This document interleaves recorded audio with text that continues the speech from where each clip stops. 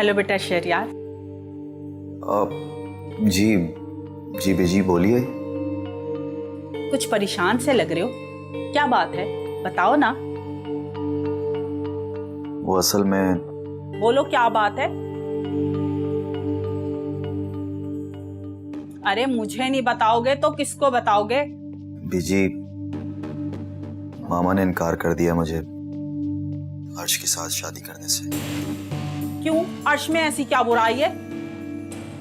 बात बुराई की नहीं है बीजी, मामा की जिद है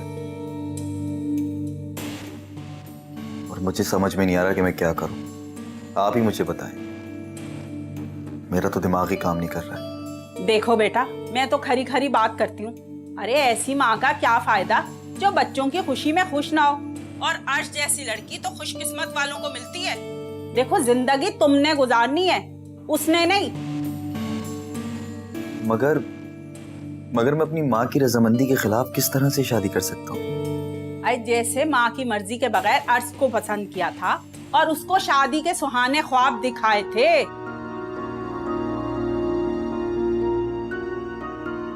उस तरह समझे।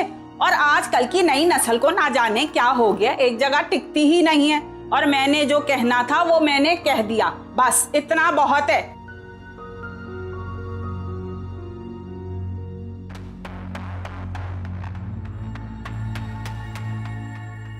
ये अर्श की शादी तो पता नहीं मिट्टी का किला बन गई है।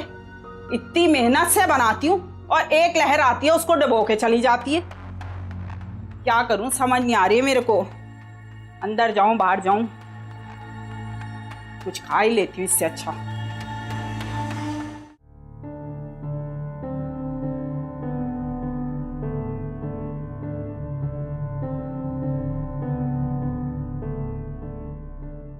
मामा। हाँ बोलो।